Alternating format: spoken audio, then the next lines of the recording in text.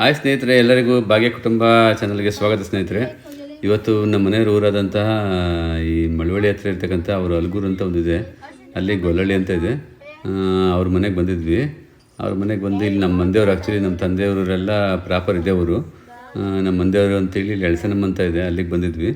ನಮ್ಮ ಇಬ್ಬರು ಮಕ್ಕಳು, ನಮ್ಮ ಬಾಮಿದನ ಮಗ, ನಮ್ಮ ಬಾಮಿದ ಮೂರ್ತಿ ಅಂತ ಎಳಸನಮ್ಮ ದರ್ಶನಕ್ಕೆ ಬಂದಿದ್ವಿ.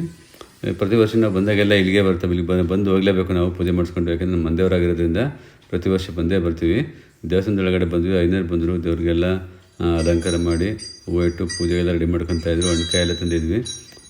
ಹಣ್ಕಾಯಿ ಎಲ್ಲ ತೊಗೊಂಡು ಹೂವೆಲ್ಲ ದೇವ್ರಿಗಿಟ್ಟು, ಸೀರೆ ನಮ್ಮದು ಮಾಮೂಲಿ ವರ್ಷ ಬಂದಾಗೆಲ್ಲ ಮಡ್ಲಕ್ಕಿನ ಕೊಟ್ಟು ನಾವು ಪೂಜೆ ಮಾಡಿಸ್ಕೊಂಡು ಹೋಗ್ಬೇಕು ನಮ್ಮ ಮಂದಿಯವರಾದ್ರಿಂದ.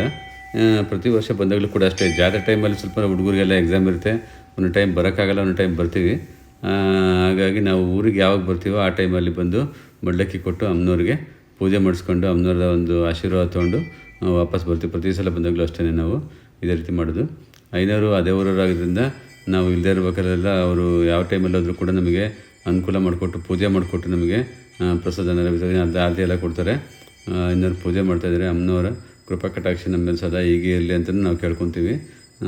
ಎಳಸನಮ್ಮ ಅಂತೇಳಿ ನಮ್ಮ ಮಂದಿಯವರು. ಆ್ಯಕ್ಚುಲಿ ಇದು ಮೊದಲು ಬೇರೆ ಕಡೆ ಇತ್ತು, ಇಲ್ಲಿಗೆ ಬರಬೇಕು ಅಂತೇಳಿ ಅಮ್ಮ ಇಲ್ಲಿ ಬಂದು ನೆಲೆ ಊರಿದ್ರು. ಹಂಗಾಗಿ ಗೊಲ್ಲಳ್ಳಿ ಅಂತೇಳಿ ಊರು, ಅಲ್ಗೂರು ಪಕ್ಕ ಮುತ್ತತಿ ಓವರೋಡಲ್ಲಿ ಸಿಗುತ್ತೆ ಇದು.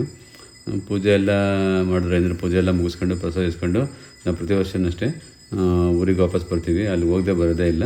ನಮ್ಮ ಮಂದಿಯವರಾದ್ರಿಂದ ಭಾಳ ನಾವು ಇದನ್ನು ಪೂಜೆ ಮಾಡಿಕೊಂಡು ಪ್ರತಿ ವರ್ಷ ಹೋದಾಗಲೂ ಆ ದೇವಸ್ಥಾನಕ್ಕೆ ಹೋಗಿ ಬರ್ತಾ ಇರ್ತೀವಿ. ನಮ್ಮ ಮನೆಯಿಂದ ಒಂದು ಸ್ವಲ್ಪ ದೂರ, ಇವ್ರು ನಮ್ಮ ಮನೆಯವ್ರ ಮನೆಯಿಂದ ಒಂದು ಅರ್ಧ ಕಿಲೋಮೀಟ್ರ್ ಆಗೋದನ್ನ ಅಷ್ಟೇ. ಅಲ್ಲಿಂದ ಬೈ ವಾಕಲ್ಲೂ ಕೂಡ ಬರ್ಬೋದು. ಅಲ್ಲೇ ಹತ್ರದಲ್ಲೇ ಊರೊಳಗಿದೆ. ಇವ್ರು ಸ್ವಲ್ಪ ತೋಟದೊಳಗಡೆ ಮನೆ ಮಾಡ್ಕೊಂಡಿದ್ದಾರೆ. ಪ್ರತಿ ವರ್ಷ ಬಂದಾಗಲೂ ಐನೂರು ನಮಗೆ ಇದ್ರ ಪೂಜೆ ಮಾಡಿಕೊಟ್ಟು, ನಾವು ಟೈಮಿಂಗ್ಸಲ್ಲಿ ಬರೋಕ್ಕಾಗಿಲ್ಲ ಅಂದರೂ ಕೂಡ ಅವ್ರು ಫೋನ್ ಮಾಡಿ ಅವ್ರ ಮನೆ ಹತ್ರ ಮನೆ ಅಲ್ಲೇ ಅವ್ರ ದೇವಸ್ಥಾನ ಪಕ್ಕನೇ ಮನೆ ಇದೆ, ಪೂಜೆ ಮಾಡಿ ನಮಗೆ ಮಂಗಳಾರತಿ ಎಲ್ಲ ಕೊಟ್ಟು ಪ್ರಸಾದ ಕೊಟ್ಟು ಕಳಿಸ್ತಾರೆ. ಅಮ್ಮನವ್ರ ಕೃಪೆ ನಮ್ಮ ಇಲ್ಲಿಗೆ ಇರಲಿ, ನಿಮ್ಮ ಮೇಲೆ ಕೂಡ ಸದಾ ಇರಲಿ ಅಂತ ನಾನು ಬೇಡ್ಕೊಂತೀವಿ ಸ್ನೇಹಿತರೆ.